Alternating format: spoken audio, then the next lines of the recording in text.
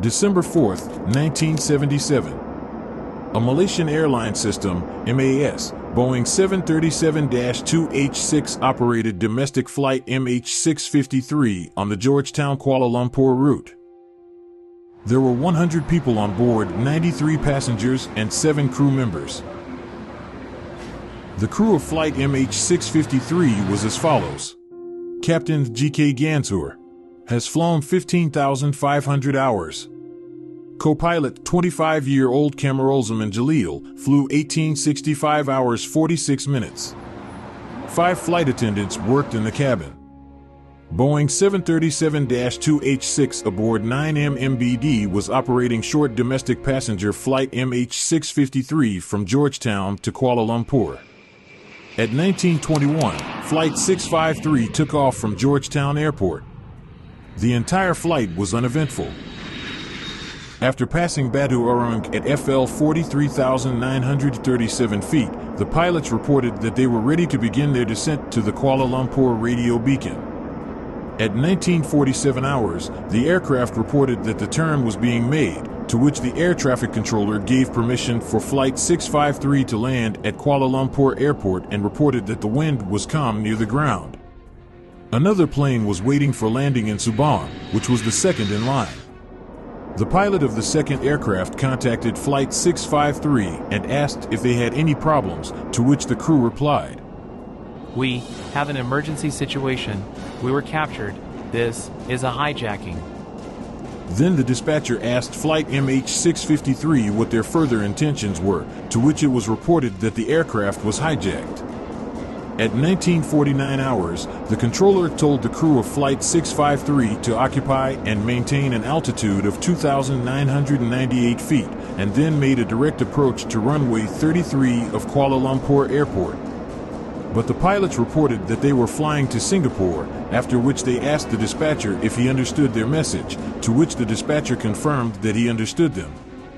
The incident was immediately reported to the authorities, who instructed the control center in Kuala Lumpur to allow the hijacked aircraft to proceed to Singapore at FL 210, 20,997 feet, and contact the control center in Singapore at 20:05. After establishing contact with Singapore, the pilots of Flight 653 exchanged several messages with the controller, and at 20:08 they received permission to descend and occupy the FL 110 level of 10,990 feet. A minute later, at 20:09 hours, the aircraft reported the beginning of the descent. At 20:12 hours, permission was given to descend to FL 77,053 feet. The dispatcher in Singapore called the expected landing time 20:45 hours, but the crew did not answer him. All subsequent calls were also not answered, and air traffic controllers in Kuala Lumpur and Singapore declared an emergency. At 20:36 hours, residents of the villages of Kampong Ladang and Tanjung Kupang in the Jelam Pada district, Johor Sultanate, heard an explosion and, upon arriving at the scene, realized that there had been a plane crash, which they reported to the police. The constable who arrived at the scene identified the hijacked Flight MH653 in the crashed plane. By 2200 hours, rescue services arrived at the crash site, but no survivors were found. As it was established by the police from the testimony of eyewitnesses, while descending at high speed, the liner exploded in the air and a second later crashed into a swamp, provoking a second explosion.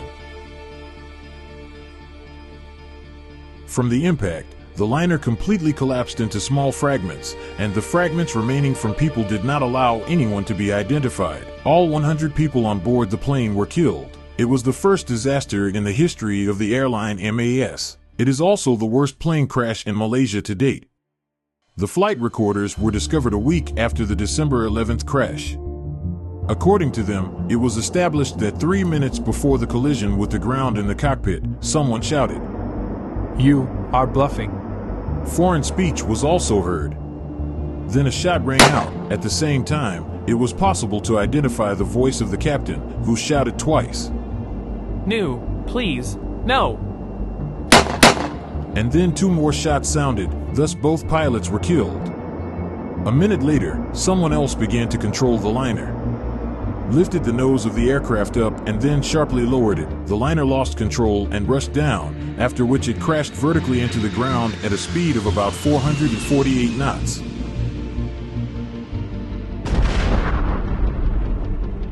In the conclusion of the commission, it was indicated that the death of the pilots led to the disaster, after which the plane went into an uncontrolled fall when a person who did not have professional training tried to control it.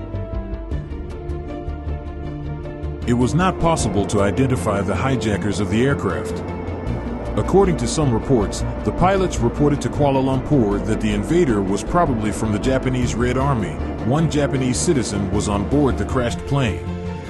However, no evidence was found to confirm or refute this version.